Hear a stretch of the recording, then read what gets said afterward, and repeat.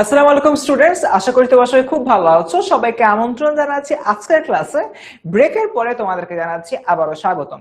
তো স্টুডেন্ট, আজকের এই ক্লাসটাতে আমরা কোন টপিকটা নিয়ে আলাপ আলোচনা করব? আমরা কথা বলবো আমাদের পাঠ্য বইয়ের খুব একটা ইম্পর্টেন্ট কবিতা, আর সেই কবিতাটার নাম হচ্ছে কি তোমার বিদ্রোহী। ওকে, সো তোমরা অনেকে একটু কনফিউজ ছিল যে ভাইয়া কি বলে ব্রেক কখন দিয়েছেন ইত্যাদি ইত্যাদি। বেসিক্যালি 6:29 তো এখন আসলে মাগরিবের ওয়াক্ত হয়, আর 6:30 দিকে তোমার অনেকে নামাজ পড়তে চলে যায়। তাই বলতে গেলে 6:30 থেকে 6:45 এই টাইম ফ্রেমটা হচ্ছে তোমার বিরতি ছিল। সো আমি অ্যাকচুয়ালি 5 মিনিট আগেই চলে আসছি তোমার সাথে চিটচ্যাট করতে পারি। এক্সাক্ট 6:45 আমরা আমাদের যে মূল ক্লাসটা হচ্ছে শুরু করব। ওকে, আচ্ছা। সো আমরা আজকে তোমাদের মধ্যে কোন টপিকটা নিয়ে কথাবার্তা বলবো? আমরা কথা বলবো আজকে তোমাদের সাথে এই যে বিদ্রোহী। এখন এই যে বিদ্রোহী রয়েছে, বিদ্রোহী কবিতাটার মধ্যে খুবই সিম্পল দুইটা জিনিস নিয়ে কথা বলছে। দ্যাটস ইট, এক্স্যাক্টলি দুইটা জিনিস নিয়ে কথা বলছে। কোন দুইটা জিনিস?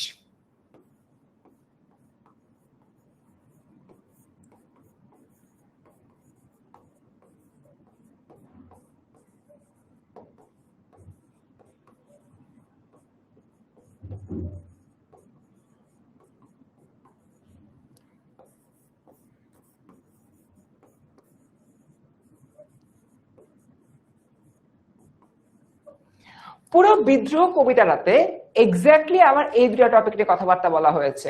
নাম্বার 1 অন্যায় বিরোধী বিদ্রোহ, নাম্বার 2 মানব প্রেম। এবং তোমাদের বিদ্রোহী কবিতাতে সিকিউ, তোমরা বিদ্রোহী কবিতা বোঝো আর না বোঝো, সিকিউ আসবে খালি এই দুটা পয়েন্টার থেকে।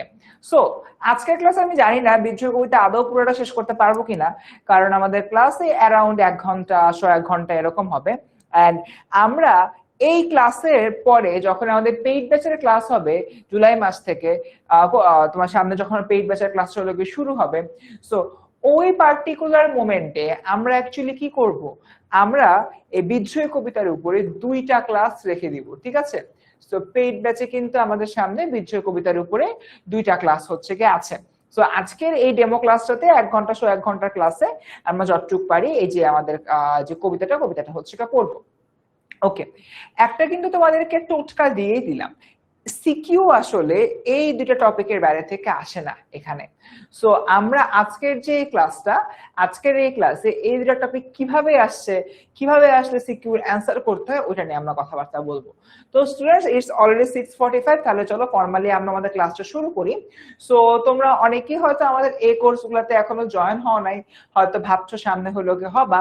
যারা যারা এখনো জয়েন হও নাই জলদি জয়েন করে ফেলো, কারণ আমাদের সুন হচ্ছে পেইড ব্যাচের ক্লাস শুরু হবে।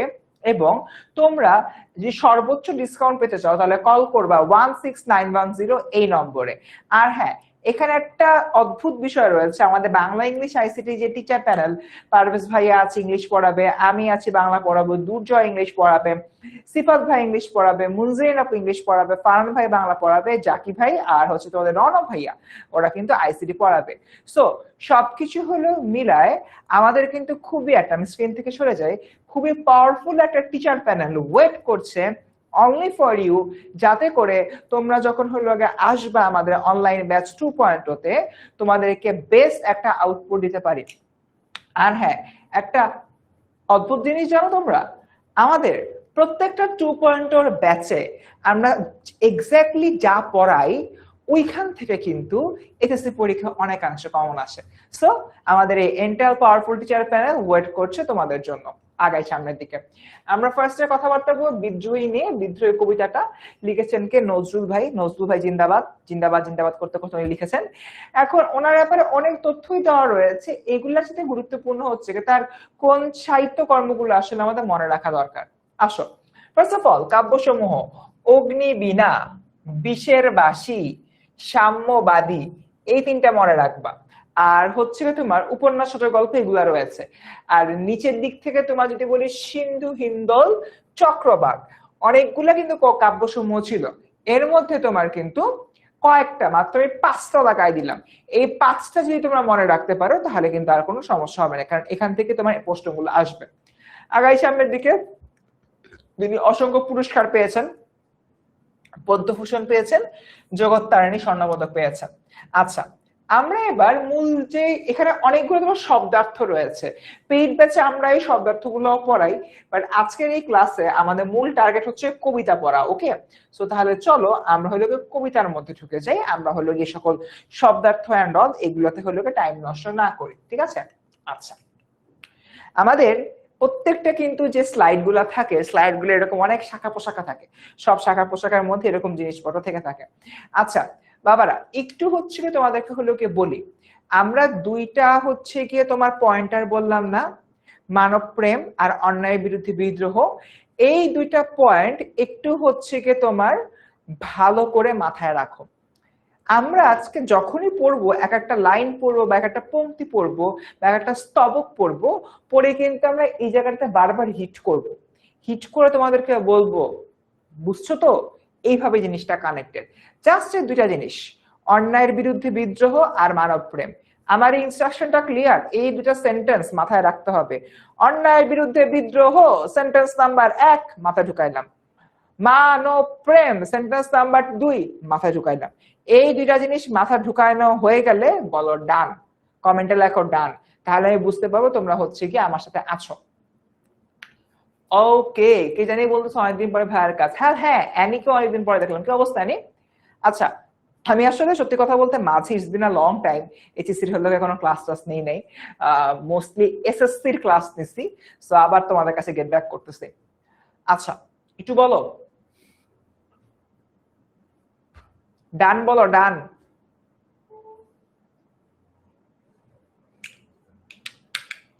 লামিয়া বলছে ডান, অর্পা বলছে ডান, আর কে?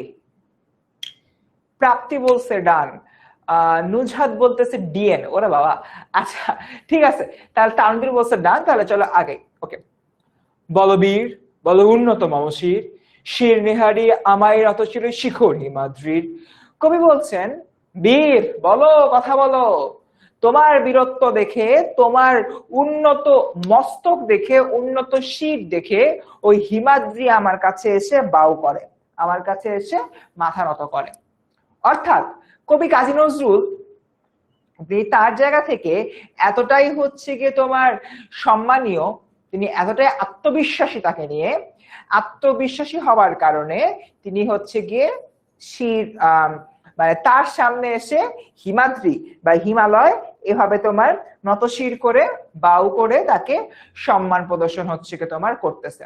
ওকে, এই যে হলো কি বিষয়টা, এটা নিয়ে বেসিক্যালি এখানে কথাবার্তা বলা হচ্ছে।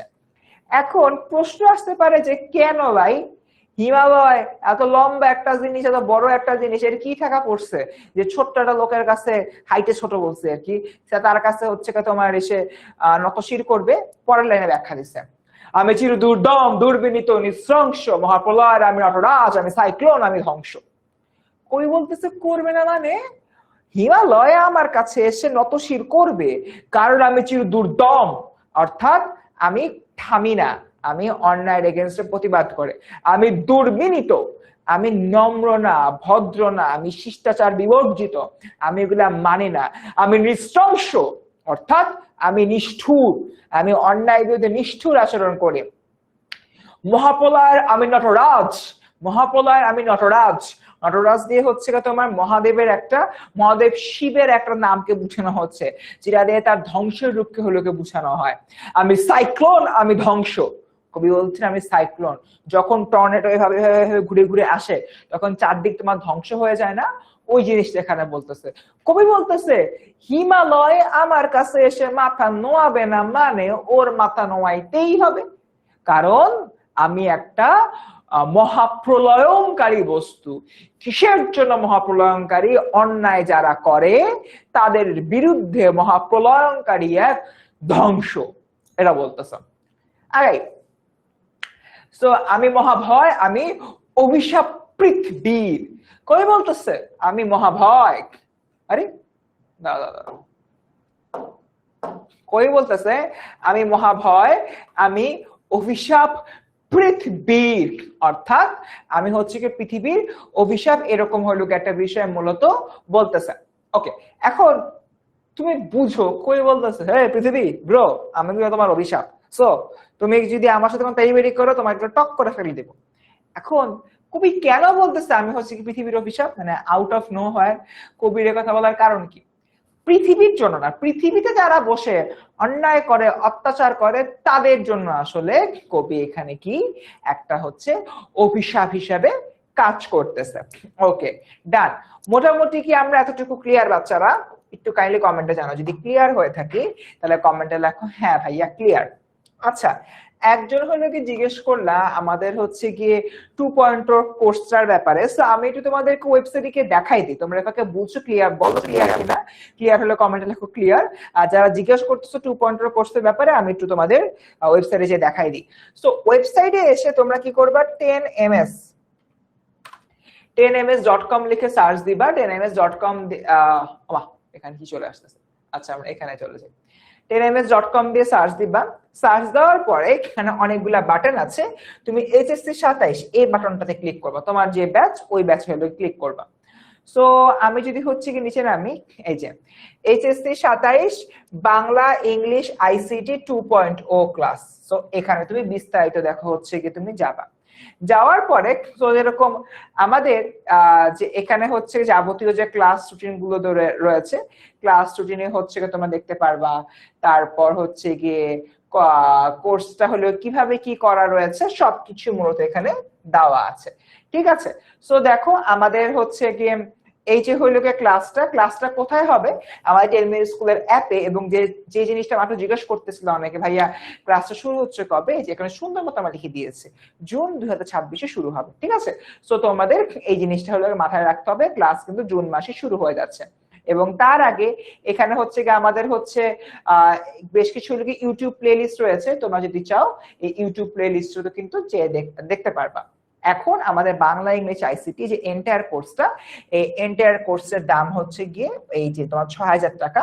বাট আমরা তোমাদেরকে দেখি ডিসকাউন্ট করে দিতে পারি কিনা, এক সেকেন্ড। সো আমার প্রোমো কোড এই মুহূর্তে কাজ করে কিনা আমি ঠিক জানি না, দেখি।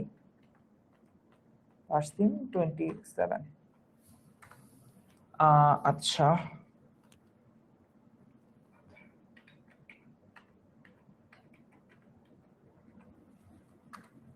আচ্ছা আমার প্রোমো কোড সামহাও কাজ করতেছে না, সমস্যা নাই। সো তোমরা যে কাজটা হচ্ছে করবা, তোমরা হচ্ছে আমাদের যে কল সেন্টার রয়েছে অর্থাৎ 16910 এই নম্বরে কল দিয়ে তুমি যদি হচ্ছে ভর্তি হতে চাও, তাহলে ওরাই তোমাদেরকে এই যে 5500 উপরে আরো ডিসকাউন্ট করে দিবে। আর তোমরা যারা এর আগে হলো গিয়ে আমাদের প্রিভিয়াস স্টুডেন্ট ছিল, বাংলা ইংলিশ আইসিটি 1.2 স্টুডেন্ট ছিল, তারা 2.0টাও নিতে চাও, তারা যদি হলো 16910 কল দাও, তোমরা কিন্তু আরো বেশি ডিসকাউন্ট পাবা, ঠিক আছে। সো সহজ সমাধান, ডিসকাউন্ট পাওয়ার জন্য কল করবা 16910 এই নম্বরে, ঠিক আছে, ডান। সো মোটামুটি হচ্ছে এতটুকুই, এন্ড তোমাদেরকে দেখিয়ে দিয়েছি কিভাবে কোর্সটা নিতে হবে এবং কোর্সের ক্লাস কবে থেকে শুরু হবে। আচ্ছা, আর এসব জিনিসপাতিতে না যাই, একজন জিজ্ঞাসা করছিল দেখা বেসিক্যালি বললাম, না হলে মূল পড়ার ভিতরেই থাকতাম। তাহলে চলো মূল পড়ার ভিতরে আবার আমরা চলে যাই। এবার আমরা হলো গিয়ে বলতেছি আমি দুর্বার, আমি ভেঙে করি সব চুরমার, আমি অনিয়ম শৃঙ্খল, আমি দলে যাই যত বন্ধ যত নিয়ম কানুন শৃঙ্খল, আমি মানি না কোনো আইন। ওরে বাবা, ওরে বাবা, গলাটা তো ভেঙে গেল। এত মোটা মোটা জিনিস কথাবার্তা হলো বলতেছি, বলতে গিয়ে গলাটা ভেঙে গেল। শাহিনুর কেমিস্ট্রি মিস দিয়ে আসি, ইয়াস কেমিস্ট্রি না বাংলা পড়তে হবে।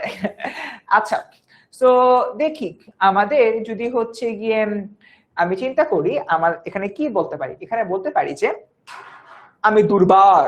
কই বলতেছে আমি দুর্বার, আমারই কেউ থামাইতে পারবে না। আমি ভেঙে করি সব চুরমার, কবির একটু ভাঙাচোরা করার অভ্যাস আছে বুঝছো। আমি অনিয়ম উচ্ছৃঙ্খল, আমি দলে যাই। দলে যাই এই শব্দটা মানে হচ্ছে পা দিয়ে একদম মারায় যায়, একদম পিষে ফেলি কোনো কিছু, ঠিক আছে। আমি দলে যাই যত বন্ধন যত নিয়ম কানুন শৃঙ্খল, আমি মানি না কোনো আইন। কেন কবি কেন আইন মানবে না, রাইট? অর্পা বলছে ফিনান্সের ক্লাস মিস ডে হচ্ছে গো আমার ক্লাস করেছে। মজার বিষয় কি জানো, আমি যে রুমটাতে ক্লাস নিচ্ছি তার উল্টা পাশের রুমে রায়ান ভাই ফিনান্সের ক্লাস নিচ্ছে, এদিকে বাংলা নিচ্ছি। আর আমার ঠিক পিছনের রুমে মেবি তোমাদের ফারদিন ভাই, জানি না, কেমিস্ট্রি কে নিচ্ছে। ফারদিন ভাই তো শ্যাম ভাই তোমাদের কেমিস্ট্রি ক্লাস নিচ্ছে। তো কি অবস্থা, দুই টিচার এসে আমাকে মারবে, আমার স্টুডেন্টদেরকে তুমি নিয়ে গেছো। আচ্ছা, so what I was saying, কই বলতেছে আমি মানি না কোনো আইন। কেন মানুষ না, মানো না কেন? তোমার নাম কেন মনে হচ্ছে যে তোমার মানতে হবে না? দেখো, কবির বক্তব্য হচ্ছে, আরে বলদ, আইন দিয়ে কোন অপরাধীদের জীবনে শাস্তি হইতে দেখছোস? যেহেতু দেখোস নাই, আমি কেন আইন মানবো? আমি কোনো আইন মানি না। যারা অন্যায় করবে আমার সামনে আসবে, টাক টাক টাক টাক টাক টাক করে একদম ধ্বংস করে দিব, ধ্বংস করে দিয়ে শেষ। এই জন্য এটাকে ধ্বংস করার জন্য কবি বলতেছে, আমি দুর্বার, আমাকে থামানো যাবে না। আমি ভেঙে করি সব চুরমার, সবকিছু ভেঙে দিব। আমি অনিয়ম উচ্ছৃঙ্খল, আমি একদম অনিয়ম করব, উচ্ছৃঙ্খলের মতো আচরণ করব, দুনিয়ার যত খারাপ কাজ, সব কাজ খারাপ কাজ করব। আমি দলে যাই, যারা অন্যায় করে তাদের কিভাবে পা দিয়ে পিষে মেরে ফেলবো। যত নিয়ম কারণ শৃঙ্খল, আমি কোনো আইন মানবো না। আমার সামনে অন্যায় করবা, ঠাস করে তোমাদেরকে মেরে উঠায় দিব। এক কথায় এখানে বলতেছে কবি, অন্যায়ের বিরুদ্ধে প্রতিবাদ করার জন্য আমি সবচেয়ে নিকৃষ্টতম ব্যক্তি হয়ে এই পৃথিবীতে কাজ করতে পারি। বুঝছি কি বুঝি নাই? জলদি বলি, বুঝছি কি বুঝি নাই? আমি তো খুবই মজা করে বলাচ্ছি, খুবই সিম্পল করে বোঝানোর চেষ্টা করতেছি। আমার টার্গেট একটাই, যতগুলো অত্যাচারী আছে সব বিরাসে মেরে ফেলাবো। মানে কবি, আমার না, কবি টার্গেট, কাজী নজরুলের টার্গেট। কাজী নজরুলের টার্গেট একটাই, যারা পৃথিবীতে দুষ্টুমি করবে সবাইকে সবাইকে একদম পিষে ভর্তা বানায় ফেলাবে। আলু ভর্তা, বেগুন ভর্তা, পটল ভর্তা। আজকে দুপুরবেলায় ভাত খেয়েছি বেগুন ভর্তা দিয়ে, তো বেগুন ভর্তা বানায় ফেললো। ঠিক আছে, সো এই হলো কি অবস্থা। আমরা কি ক্লিয়ার বিষয়টা? বুঝতে পেরেছি? ওকে, শাবাশ। বিজয়, আতকিয়া মোস্ট প্রবাবলি, তারপর রিয়া, আব্দুল্লাহ, বাঁধন 6 বছর, বুঝছি, সাব্বাস। আগাই সামনের দিকে। এরপর বলি, আমি ভরা তরি করি ভরা জুবি, আমি চরপেত্র, আমি ভীম ভাসমান মাই, আমি ধূর চিটি, আমি এলোকেশের ঝড় অকাল বৈশাখী। ওরে বাবা, কঠিন কঠিন শব্দ উচ্চারণ করতে গিয়ে চাপা ব্যথা হয়ে যায়। আমারই ব্যথা হয়ে যায়, তোমাদের তো চাপা খুলে পড়ে যাওয়ার কথা, তোমার তো ছোট মানুষ। আচ্ছা বলি, ভরা তরি করে ভরা ডুবি, তরি, সোনার তরি, তরি মানে কবিতা, সরি, তরি মানে হচ্ছে কবিতা না, তরি মানে হচ্ছে তোমার নৌকা। তরি মানে হচ্ছে তোমার নৌকা। একটা তরি ভরা ছিল, ডুবাই দিবে কবি। কবির শখ দেখো, একটা তোমার তরি ডুবাই দিবে। এরপরে তোমার করবে ও টর্পেডো হয়ে যাবে। টর্পেডো কি? ওই পিস্তল থেকে যেরকম গুলি ছড়ে, সাবমেরিন বা জাহাজ থেকে এই ধরনের একটা গোলা ছড়ে, ওটার নাম টর্পেডো, বুঝছো? আমি ভীম ভাসমান মাইন। ভীম, ভীম হচ্ছে ভীষণ ভয়ানক, এবং পঞ্চপাণ্ডবের দ্বিতীয় পাণ্ডব, তিনি গদা নিয়ে যুদ্ধ করতেন। আমার গদাটা গেল, ক্লাসে আমার একটা গদা থাকে, এই যে এটা হচ্ছে কি আমার গদা। ওকে, এটা পানির বোতল আর কিছু না, মানে গদা দেখতে কাইন্ড অফ এরকম থাকে। সো ভীম এরকম হচ্ছে কি গদা দিয়ে যুদ্ধ করে, ঠিক আছে? সো যুদ্ধ করে শত্রুকে ধ্বংস করে। গদার ওজন অ্যাকচুয়ালি অনেক, ওটা মানে 10-12টা ফার্সিমের ওজন যত হবে অতটা হইতে পারে। সো ওইরকম গদা নিয়ে সেগুলোকে তাণ্ডব চালায়, প্রলয় লীলা চালায় আর কি। সো ওই কবি ভীমের মতন হবে, ভাসমান মাইন। ভাসমান মাইন, মাইন হলো গিয়ে তোমার তো ল্যান্ড মাইন থাকে, একটা আবার সমুদ্রের মধ্যে মাইন ফেলা যায়, তাকে বলা হয় ভাসমান মাইন। কবি বলে ভাসমান মাইনের মতো ভয়ানক, ধাপ ধাপ ধাপ ধাপ করে ফেটে যাবো, এরকম হলো গিয়ে একটা অবস্থা। এরপর বলতেছে, আমি ধূর্যটি, আমি এলোকেশের ঝড় অকাল বৈশাখী। আচ্ছা, এখানে ছেলেদের এটা কম হয়, আমার যে সকল ফিমেল স্টুডেন্টরা আসো, আল্লাহ দুনিয়ায় তোমাদের চুলে কখনো জট বাঁধছে? মানে সে ধরো 1-2 দিন হয়তো কোনো কারণে তেল দেওয়া নাই, সাবান, শ্যাম্পু আর কি জানি দেওয়ার একটা, আরেকটা কি শ্যাম্পুর সাথে দেওয়া যায় কন্ডিশনার, কন্ডিশনার হচ্ছে গিয়ে দেওয়া নাই। তারপর হচ্ছে গিয়ে মাথা খুব ইচ্ছা মতো চুলকাইছো, চুলকানোর পরে মাথার চুলগুলো এক একটা রুক্ষ হয়ে কাকের বাসা, বাবুই পাখির বাসা, চড়ুই পাখির বাসা হয়ে আছে। তারপর মায়ের কাছে গেছো যে আম্মু একটু চুলটা আশ্রয় ঠিক করে দাও, মা দিয়ে যখনই হচ্ছে গিয়ে তোমার চুলের মধ্যে চিরুনিটা ঢুকাইছে, চিরুনি আটকে গেছে, এরপর চিরুনির দাঁত ভেঙে গেছে, চুলে এমন জট পাকছে। কোন স্টুডেন্টের কি জীবনে এই ধরনের এক্সপিরিয়েন্স হয়েছে যে হলো গিয়ে মানে চুলে অনেক হচ্ছে গিয়ে জট হয়েছে, তারপর হচ্ছে গিয়ে মা তেল দিছে ঠিকই, তেল দেওয়ার সময় পিঠে 2-3টা কিলো দিছে, যে হলো গিয়ে যত্ন নেস না, হ্যান না ত্যান না। ওকে, এখন জাস্ট ইমাজিন করো তোমাদের হচ্ছে কি এরকম একটা কাহিনী হয়েছে। এখন কাহিনী হওয়ার পরে তুমি ভাবছো বিদ্রোহী কবিতার মধ্যে ধূর্যটি পড়ছে, ধূর্যটিটা একটু মানে ইয়া করি, ধূর্যটি মানে জটাধারী শিব। তো তুমি তোমার চুলগুলো একদম সোজা করে এভাবে হচ্ছে গিয়ে তোমার উপর মানে স্ট্রেট করে ফেললাম, মানে চুল তো এলানো থাকে, এটা স্ট্রেট করে ফেললাম। এরপর ওই এলানো ওই স্ট্রেট করা চুল নিয়ে তুমি যদি বাসা দিয়ে হাঁটো, তো মানুষজন ভাববে তোমার চুলে আগুন লেগে গেছে। আগুন লাগানোর পরে সেখান থেকে হচ্ছে তোমার ধোঁয়া বের হচ্ছে, কারণ চুল ওরকম হলো জট পাকা এরকম সোজা হয়ে আকাশের দিকে উঠে গেলে মনে হয় যে তোমার চুল থেকে হলো এক ধরনের ধোঁয়া বের হচ্ছে। সো এই জন্য এখানে বলতেছে আমি ধূর্যটি, অর্থাৎ আমার চুলের জটটা ধোয়ার মতো দেখাচ্ছে। আর হলো কি মহাদেব শিবের কখন এই ধরনের রূপটা আসে, যখন সে হচ্ছে গিয়ে প্রচন্ড রকমের ক্রোধান্বিত থাকেন, এরকম একটা রূপ আসে। সো তোমার যখন হলো কি খুব রাগ উঠবে, এরকম চুল জট পাকায়, চুল আকাশের দিকে উঠায় ধূর্যটি হয়ে যাবে, ঠিক আছে? সো আমি ধূর্যটি, আমি এলোকেশে ঝড় অকাল বৈশাখী। এই কবি হচ্ছে কি ধূর্যটি ছিল। ধূর্যটি হওয়ার পরে কবির ভালো লাগতেছে না, কবি সাবান শ্যাম্পু কন্ডিশনার তেল মেল সব দিছে, দেওয়ার পরে ও এখন হয়ে গেছে এলোকেশ, মানে এলানো চুল, সুন্দর চুলের হয়ে গেছে। সুন্দর চুলের হওয়ার পর বলছে আমি এলোকেশে ঝড় অকাল বৈশাখীর। বৈশাখ মাসে, এখন তো বৈশাখ চলে, ঝড় বৃষ্টি তো হয় আবার হয় না, বৈশাখ মাসে তোমার যখন প্রচন্ড বাতাস বয়, তোমার গাছগুলা এরকম বাঁকা হয়ে যায় না বাতাসের তোড়ে? তো গাছগুলা যেরকম এখন হলো গিয়ে বাতাসের তোড়ে বাঁকা হয়ে যায়, গাছের যে পাতাগুলা দিক বিদিক উঠতে থাকে না, এবার তোমার কন্ডিশনার দেওয়া যে চুলটা, ওই চুল নিয়ে তুমি যদি হচ্ছে বাইরে দাঁড়াও, তোমার চুল হচ্ছে পাগলের মতো উড়বে না চারদিকে। তো ওই টাইমে বাতাসের যে বেগটা, কবি বলতেছে আমি ওই রকম বাতাসের বেগে এসে অন্যায়কে ধ্বংস করে দিব। আমি বুঝি না ভাই, অন্যায়টা ধ্বংস করবা এত কিছু হওয়ার দরকার আছে? ডিরেক্টলি বলবো অন্যায়টা ধ্বংস করবো, একবার চুলতে ধোয়া বানাচ্ছে, একবার হচ্ছে অকাল বৈশাখীর হচ্ছে। যাই হোক, মোটামুটি এটাই আর কি। তিনি বারবার হলো বলতেছে আমি এলোকেশের ঝড় অকাল বৈশাখী, অর্থাৎ বৈশাখীর মধ্যে আমি সবকিছু হচ্ছে কি একদম ধ্বংস করে দিব। That's it. বুঝছি আমরা সবাই? মোজাম্মেল হক হেসে কুটি কুটি হয়ে যাচ্ছে। Hopefully clear. আগাই আমার সামনের দিকে। আমি বিদ্রোহী, আমি বিদ্রোহী স্রোত বিশ্ববিধাত্রীর। আমি যখন তোমাদের বয়সে ছিলাম তখন, আচ্ছা তার আগে অ্যান্সার দাও, সুত মানে কি? সুত মানে কি? সুত সুত সুত। এই বরিশালবাসী, বৃষ্টির কথা আর বললো না, বরিশালে চলে আসবো, তারপর আমাকে ইলিশ মাছ খাওয়াতে হবে। আচ্ছা আমাকে বলো, সুত শব্দের অর্থ কি?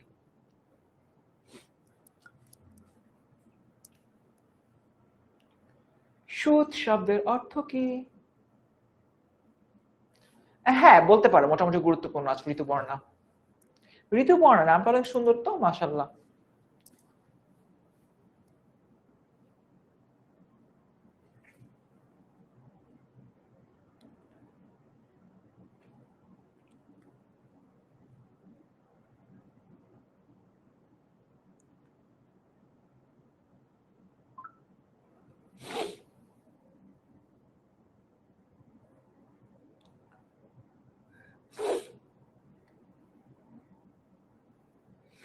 ক্লিয়ার আমরা সবাই? পুত্র, তোমরা তো অনেক জ্ঞানী ভাই, তোমাদের বয়স যখন আমি ছিলাম আমি তো সুদ বলতে ভাবতাম সুতা। সো এরপর আমার ধারণা এই লোকটা এত ফাইট দিতেছে, এত মারামারি করতেছে, আমি বিদ্রোহী, আমি বিদ্রোহী সুতা বিশ্ববিধাত্রী, ও পৃথিবীর সুতা, সুতা দিয়ে ওর কাজটা কি? তো দেন এগেইন আই রিয়েলাইজ, না রে আল্লাহর বাপ, এটা হচ্ছে কি তোমার সুত মানে হচ্ছে কি বলে, না রে আল্লাহর বান্দা, এখানে সুত মানে হচ্ছে গিয়ে পুত্র। তার মানে বিশ্ববিধাতার পুত্র, বিশ্ববিধাতার সন্তান, পৃথিবীর সন্তান, পৃথিবীর ছেলে। পৃথিবী, আমরা কি করি, আমরা মায়ের জন্য ফাইট দেই না, ঠিক তেমনি পৃথিবীর ছেলে পৃথিবীর জন্য ফাইট দিতেছে সকল অন্যায়কে ধ্বংস করতে। ওকে ভালো কথা, ধ্বংস করুক বাবা, কোনো আপত্তি নেই। এরপর বলতেছেন বলবীর চির উন্নত মমশির, আমি সৃষ্টি, আমি ধ্বংস, আমি লোকালয়, আমি শ্মশান। কই বলতেছে এই দাঁড়াও, আমি চির উন্নত মমশির, আমি সৃষ্টি, আমি সৃষ্টি করি, আমি নতুন জিনিস সৃষ্টি করি, আমি লোকালয়, আমি জনপদ, যেখানে অনেক মানুষ থাকে। আমি শ্মশান, যেখানে মৃত মানুষরা থাকে। অর্থাৎ কবি একাধারে সৃষ্টি, একাধারে সে জনপদ, একাধারে সে শ্মশান। কবির মধ্যে তিনটা জিনিসই রয়েছে, তিন ধরনের বৈশিষ্ট্যই রয়েছে। কবি বলতেছে যদি তুই ভালো কাজ করো, আমি সৃষ্টির মতো কাজ করব, সৃষ্টির মতো সুন্দরভাবে কাজ করব। কই বলতেছে যদি মানুষের মধ্যে ভেদাভেদ না থাকে, লোকালয়ের মধ্যে হচ্ছে গিয়ে তোমার সবকিছু ভালো থাকবে। বাট যদি তোমরা কেউ কোনো দুষ্টুমি করো, আমি শ্মশানের মতো নিস্তব্ধ করে দিব সবকিছু, কোনো কিছুকে আর আস্ত রাখবো না। এরকম একটা বিষয় এখানে মূলত বলা হচ্ছে। কবির সত্তা সর্বাবস্থা সকল স্থানে বিরাজমান। তিনি সৃষ্টি ধ্বংসের প্রতীক, একদিকে তিনি লোকালয়ের সঙ্গে তুলনা করেছেন যেখানে রয়েছে জনজীবনের কোলাহল, অন্যদিকে তিনি ধ্বংসের প্রতীক হিসাবে শ্মশানের সঙ্গে নিজেকে তুলনা করেছেন। ওকে, ঠিক আছে, আগাই সামনের দিকে। তো নজরুল ভাই অনেক প্যারা দিচ্ছ, তাও একটু আগাই। আমি অবসান, আমি নিশা বসান, আমি ইন্দ্রাণী সুদ, হাতে চাঁদ ভালে সূর্য, মম এক হাতে বাঁকা বাঁশের বাঁশুরি, আরেক হাতে রণতুর্য। আমি অবসান, কই বলতেছেন আমি শেষ, আমি নিশা বসান, আমি রাতেরও শেষ। রাত বলতে এখানে তোমার দুঃসময়ের কথা বলা হচ্ছে। রাতের শেষ বলতে এখানে তোমার দুঃসময়ের শেষের কথা বলা হচ্ছে। আমি ইন্দ্রাণী সুত, ইন্দ্রাণী, ইন্দ্রের স্ত্রী হচ্ছে ইন্দ্রাণী বা শচী, তার পুত্রের নাম জয়ন্ত। কবি নিজেকে জয়ন্ত সঙ্গে তুলনা করেছেন। হাতে চাঁদ, ডান হাতে চাঁদ, মুন, চাঁদ কই, চাঁদ নাই, চাঁদ আকাশে। তো ভালোই সূর্য, কপালে সূর্য।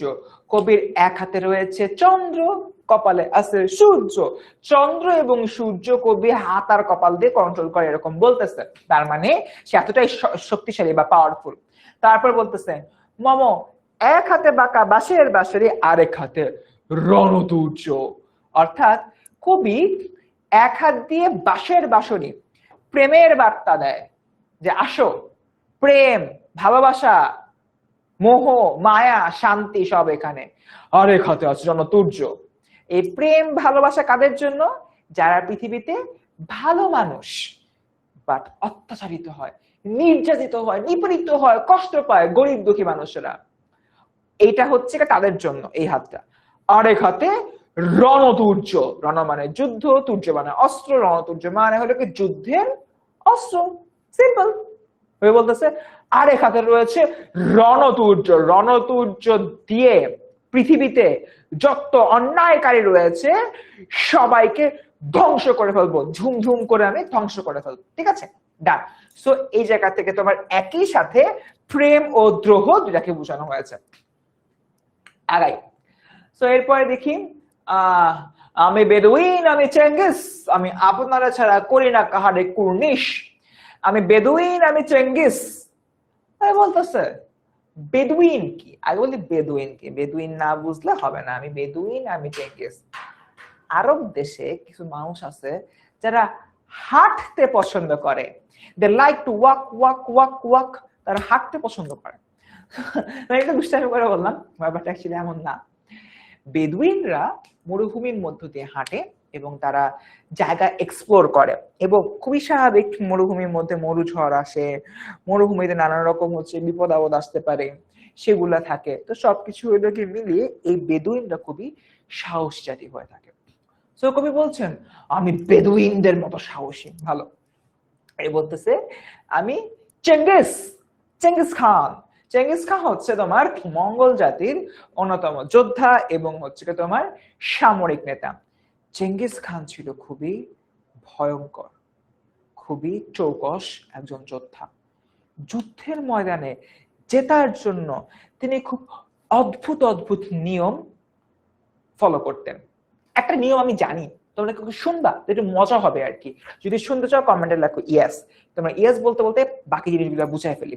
ওকে, আমি আপনারে ছাড়া, এখানে আপনারে বলতে আপনাকে বোঝানো হচ্ছে না, আপনারে হচ্ছে গিয়ে ছাড়া, আপনারে বলতে এখানে তোমার নিজেকে বোঝানো হচ্ছে। ঠিক আছে, আপনারে ছাড়া করি না কাহারে করিস। করে বলতেছে আমি ব্রো, আমি বেদুইন, আমি চেঙ্গিস, আমি তো বিশাল বড় মানুষ, আমি তাই নিজেকে কুর্নিশ করি, আর কাউকে কুর্নিশ করি না। ঠিক আছে, এবার একটু বলো, চেঙ্গিসের আমি একটা ওয়ার স্ট্র্যাটেজি জানি, খুব মজার একটা ওয়ার স্ট্র্যাটেজি, শুনবা? ওকে, দেখাই, একেই দেখাই। আমাদের দেখা খারাপ, বাট তাও আমি এটা মোটামুটি সব ক্লাসে হচ্ছে কি বলি। ওকে, সো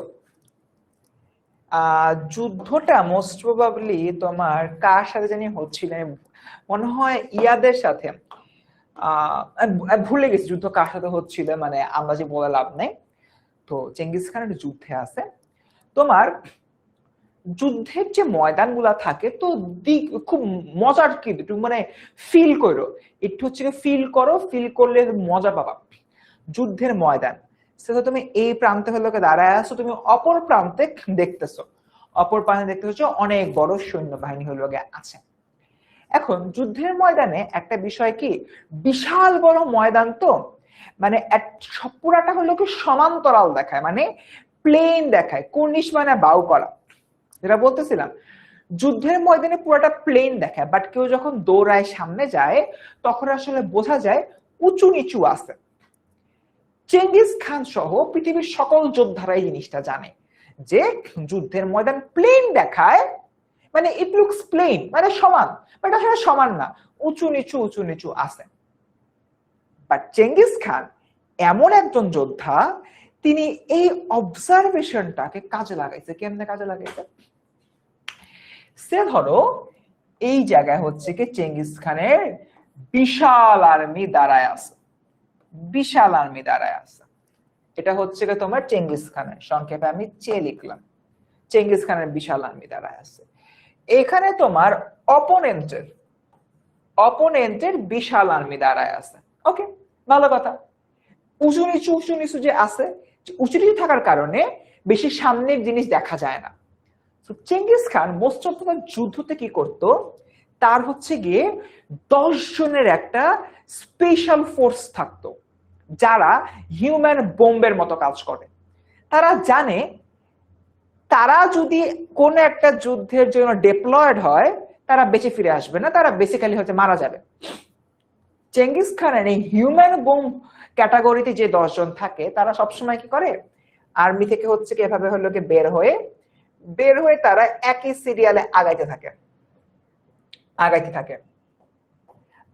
আগাইতে একটা পজিশনে আসে, যখন অপোজিশন ওদেরকে হলো গিয়ে দেখতে পায়। চোখ আঁকলাম একটা, অপোজিশন ওদেরকে হচ্ছে দেখতে পায়। অপোজিশন যখন দেখতে পায় অপোজিশন আমার দিকে আগায় আসতেছে, ওরা প্রথমে দেখে যে একটা ঘোড়া আগায় আসতেছে, তো অপোজিশন ভাবে হয়তো কোনো একজন বার্তা নিয়ে আসছে, ওরা নিউজ দিবে এরকম। বাট সাডেনলি এই যে 10 জনের টিমটা এই যে এক লাইনে আসতেছিল, এই যে এই ঘোড়াটা এদিকে চলে আসে, এই ঘোড়াটা এদিক এদিক এদিক এদিক এদিক। সো অপোজিশন দেখে আরে মাত্র 10টা ঘোড়া আসছে, দিব শেষ করে। সো এরপর অপোজিশন মোটামুটি ওর 100 জনের একটা সৈন্য ওদেরকে পাঠায় দেয়, এবং এই 10 জন এতটাই হচ্ছে কি পাওয়ারফুল থাকে, ওরা দড়ি ধরা ছাড়াই ঘোড়া চালাইতে পারে। ঘোড়ার রশিটা মুখের সাথে ধরে, 2 হাতে ছুরি দিয়ে ওরা জাস্ট ঘোড়া চালায়, জাস্ট অপোজিশনের একদম মাঝ বরাবর ঢুকে যায়, একদম মাঝ বরাবর ঢুকে যায়। অপোজিশন তখন এই 10 জন নিয়ে না ব্যস্ত হয়ে পড়ে। এরপরে মোটামুটি 10 জনের মধ্যে হয়তো 2 জন ওখানে মারা গেল, 8 জন ব্যাক করা শুরু করে। ওরা হচ্ছে কি ব্যাক করা শুরু করে, হ্যাঁ ব্যাক করতেছে। অপোজিশন তো খেপা, আরে তোরা যাস কই, মাইরে একদম তোদেরকে চিত্রিশান বানায় ফেলবো। অপোজিশন তখন ওদের পিছে আসে, ব্যাক করতেছে। একটা নির্দিষ্ট জায়গায় আসার পরে এই যে তোমার নীল যে দাগটা দেখতে পাচ্ছ, ওরা হলো ওদের আর্মিকে হলো গিয়ে পেয়ে যায়, ওরা ওদের আর্মির মধ্যে ঢুকে পড়ে, আর এখান থেকে ফুল আর্মি ওদেরকে অ্যাটাক করার 10 মিনিটের মধ্যে অপোজিশন শেষ। কারণ এই 10 জন ঢুকে অলরেডি অপোজিশনকে কিন্তু মানে চিকিৎসান করে দিচ্ছে, আবার কয়েকজনকে হচ্ছে কি তোমার নিয়ে আসছে, ওরা লোভে পড়ে আসছে যে মায়ের শেষ করে ফেলাবো। আর এই আর্মির কিছু অংশ বাকিদেরকে ধ্বংস করে, বাকিটা যে বাকিদেরকে ধ্বংস করে ফেলে। সো চেঙ্গিস খান ছিল এরকমই রুথলেস, এরকমই হচ্ছে কি তোমার হিংস্র, এরকমই চৌকস। কবি কাজী নজরুল নিজেকে চেঙ্গিসের সঙ্গে তুলনা করেছেন। ওকে, সো একটু মূল পড়ার বাইরে একটু মডার্ন না, ক্লাসিক ওয়ারফেয়ার নিয়ে কথাবার্তা বললাম। সো হোপফুলি কিছুটা হলে মজা পাইছো। আচ্ছা, আল্লাহ গো আমার রিমোটটা কই, এই তো আগে তো গেল। এরপর কই বলতেছে আমি বজ্র, আমি ঈশান মিশানে ওঙ্কার, আমি আর কি আর কিছু না। আচ্ছা, কই বলছে আমি বজ্র। বজ্র মানে হচ্ছে আকাশের মধ্যে তোমার লাইটিং হয় যে কয়েকদিন আগে যে হইলো, ওরে আল্লাহ রে আল্লাহ, এমন আওয়াজ হইছে, আমি ভাই এমন ভয় পাইছি। ওই বলতেছে ওই বজ্র। ঈশান মিশানে ওঙ্কার, ঈশান মিশান মানে হচ্ছে কি পূর্ব পশ্চিম উত্তর দক্ষিণ যতগুলা দিক আছে সবগুলা দিকের হচ্ছে কি তোমার ওম ধ্বনি হয়, ওঙ্কার ধ্বনি হয়। গেল ঈশান মিশানে ওঙ্কার, তো শিং দিয়ে তৈরি বাদ্যযন্ত্র বা হলো কি শিঙা। এরপর দেখি অন্যায়ের বিরুদ্ধে কবি, কালি বের হয় না কেন কলম থেকে, কালি শেষ নাকি না, অন্যায়ের বিরুদ্ধে কবি বজ্রের মতো কঠিন, বজ্র এরকম ধাপ ধাপ ধাপ ধাপ ধাপ ধাপ করে আসে। একইভাবে তোমার হচ্ছে এই ধরনের বিদ্রোহী চেতনার যে কবি রয়েছেন, কবি এরকম ধাপ ধাপ ধাপ ধাপ করে আসেন এবং পূর্ব পশ্চিম উত্তর দক্ষিণ চারিদিকে তিনি ছড়ায় যায়। এই যে হলো ছড়ায় যাওয়ার বিষয়টা, এখানে বেসিক্যালি এখানে কথাবার্তা বলা হচ্ছে। ডান। এরা বলতেছে আমি ইসরাফিলের সিঙ্গার মহাহুঙ্কার।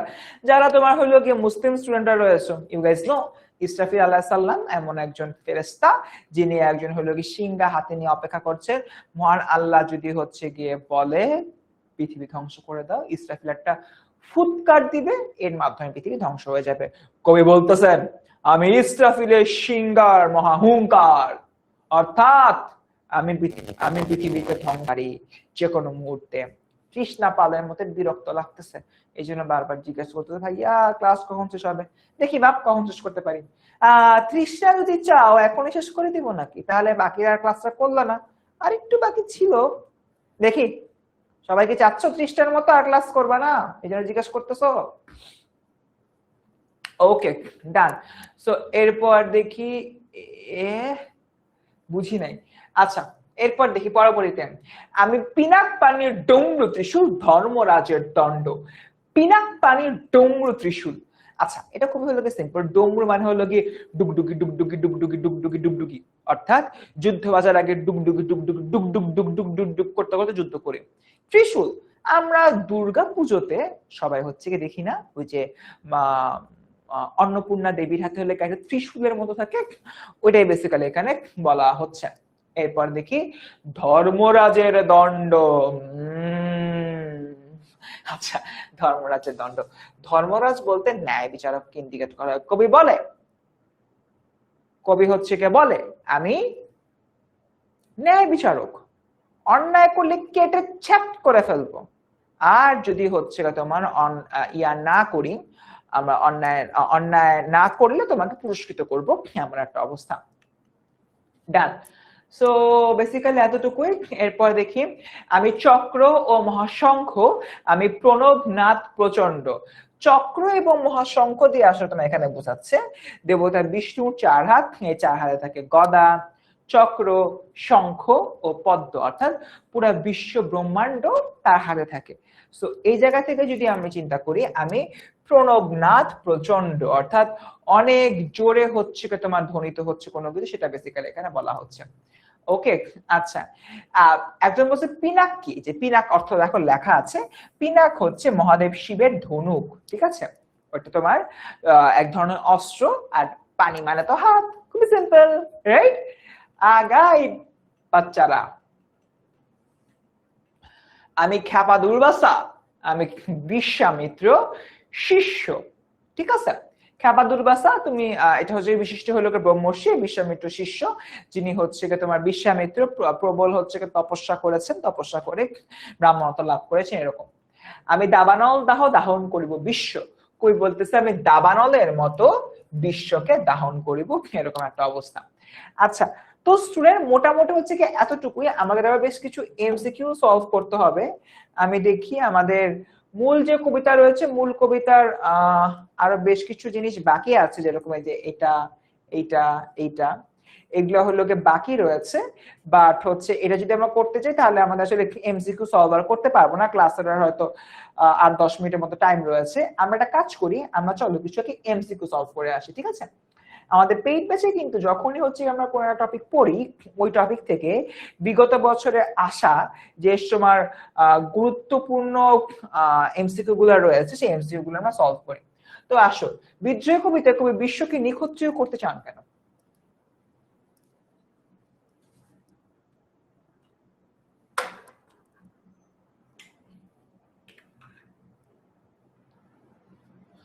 হাই না না না,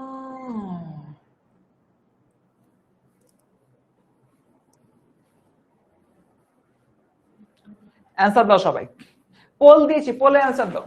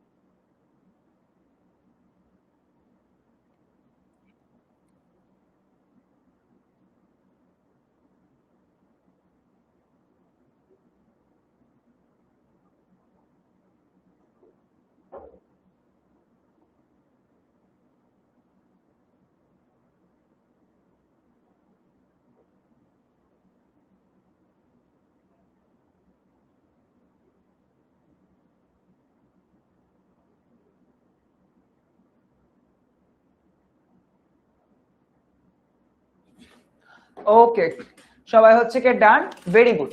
ওকে না, তোমরা অ্যাকচুয়ালি অ্যান্সার দিয়ে দিতে মাহি, আমি পেছনে তোমাদের ইয়ারা দেখছিলাম, র্যাঙ্কটা দেখছিলাম, বুঝছো, আর কিছু না। এবার আসো, তোমাদের র্যাঙ্ক যেটা আমি দেখতেছিলাম পিছনে বসে বসে, চলো র্যাঙ্কটা তোমাদেরকে পড়ে শোনাই। বাট র্যাঙ্কটা পড়তে পারতেছি না কেন? এই তো পেয়েছি। আরে কে ফার্স্ট হয়েছে? ওকে, 10th হয়েছে বাঁধন, 9th হয়েছে নুসরাত, 8th হয়েছে হেমন্ত ভৌমিক, 7th হয়েছে প্রাপ্তি চাকমা, 6th হয়েছে আয়েশা সিদ্দিকী অ্যানি, 5th হয়েছে সারা, 4th হয়েছে মেহরিন, 3rd হয়েছে শারিকা, 2nd হয়েছে আফরিন, এন্ড ফার্স্ট হয়েছে Israt Jahan. Very good, and the answer is পৃথিবী শান্তি প্রতিষ্ঠার জন্য। আচ্ছা, এটা তোমার গেল। বিদ্রোহী কবিতার শতবর্ষ পূর্ণ হচ্ছে কত সালে? 2020, 22, 19, 21, 20, 22, 19, 21। তো তোমরা কিন্তু হচ্ছে কি দেখলা, ওই যে আমাদের এই ক্লাসগুলোতে অংশগ্রহণ করলে তোমরা কিন্তু ইয়া পাবে, কি বলে, এরকম আমরা ক্লাসের মধ্যে হচ্ছে কি ইয়া দিই, ক্লাসের মধ্যে হচ্ছে কি এমসিকিউ দিই, এমসিকিউ গুলা করলে তোমরা এভাবে কিন্তু 5 সেকেন্ড কারা হয়েছে এটা জানতে পারবা, ঠিক আছে? সো এটার অ্যান্সার দাও। সাদিয়া আক্তার, বলে ফেলেছি নাম, কি অবস্থা? ওকে, অ্যান্সার দিয়ে ফেলে আমরা বাবারা একটু দ্রুত দিই। বিদ্রোহী কবিতা রচনা শতবর্ষ পূর্ণ হয়েছে 2020 সালে, 22 সালে, 19 সালে, 21 সালে। 20, 22, 19, 21। ওকে, ডান। সো এটার অ্যান্সারটা কি হবে একটু দেখি আমরা। ওকে, এটার অ্যান্সার হচ্ছে 2022 সালে। Very good. আমি দলে যাই যত বন্ধন, যত নিয়ম কানুন শৃঙ্খল। এই পংক্তির মাধ্যমে কি বোঝানো হয়েছে? কবির কোনো পারওয়া নেই, কবি নির্ভার, কবি নির্দান্ধিক, কবি হচ্ছে কি তোমার মুক্ত। দলে যায় মানে ধ্বংস করি, নিয়ম কানুন শৃঙ্খল এই জায়গা থেকে বলা হচ্ছে।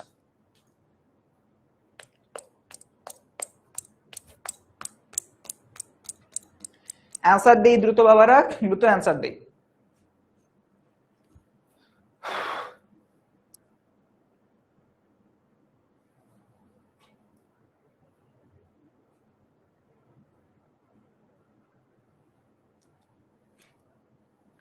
MCQ 4.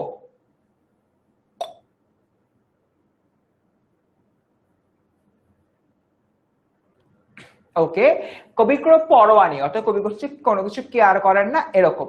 আচ্ছা, এরপর দেখি কার ক্রন্দনরোল আকাশে বাতাসে ধ্বনিবে না বলে কবি বিদ্রোহ কবি বিদ্রোহী কবিতার কামনা, অবমানিতের উৎপীড়িতের অত্যাচারিতে হদরিতের, যবে উৎপীড়িতের ক্রন্দনরোল আকাশে বাতাসে ধ্বনিবে না, আমি সেই দিন হব শান্ত। আর রে সামি 2.0 তো ভর্তি হয়ে গেছো, সামি কিন্তু বুদ্ধিমান। বাচ্চারা তোমরা একটা অ্যান্সার দাও, একটা কথা বলি। তোমরা আজকের এই ক্লাসের পর নিজেকে জিজ্ঞেস করবা, বিদ্রোহী কবিতাকে আজকে একটু ভালো করে বুঝছি। যদি উত্তর পাও হ্যাঁ, যে হ্যাঁ আমি বিদ্রোহী কবিতা আজকেই বুঝছি, এর আগে বুঝি নাই, তার মানে বুঝে নিবা তোমাদের আসলে প্রত্যেকটা চ্যাপ্টারই এভাবে বোঝা বাকি আছে। একটু তোমরা কাইন্ডলি কমেন্টে হচ্ছে কি জানাও, সেটা হচ্ছে এটার অ্যান্সার হচ্ছে কি তোমার কি, এই অত্যাচারিত কেন উৎপীড়িতের হবে, আমি এটা অ্যান্সার বলে দিলাম ফার্স্টে, উৎপীড়িতের ক্রন্দনরোল আকাশে বাতাসে ধ্বনিবে না। ওকে, আচ্ছা এটার উত্তরটা আমি ঠিক করে দিচ্ছি, এটা হবে কি যে এইটা, এটা না, ঠিক আছে কেটে দিলাম। যেটা বলতেছিলাম, একটু কাইন্ডলি আমাকে বুকে হাত দিয়ে কমেন্ট হলে একটু বলো, সেটা হচ্ছে আজকের এই ক্লাসটা করার আগে বিদ্রোহী নিয়ে ঝামেলা ছিল, বাট ক্লাসের পরে ঝামেলাটা আগের চেয়ে কমছে, এমন কারা আছে? এমন তো না তোমরা যে লাস্ট 1 বছর বিদ্রোহী পড়ো না। যারা আছো কমেন্টে বলো আমি ফার্স্ট বুঝছি লামিয়া বলতেছো। লামিয়া ব্যাপারটা টেনশনের, অবশ্যই টেনশনের। আর দেখি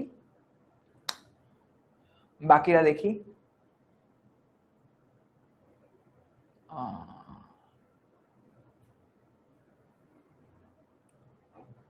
আর একটু দেখি বাকিরা, দেখি একটু মানে আর কাদের এর ধরনের প্রবলেম হয়েছে।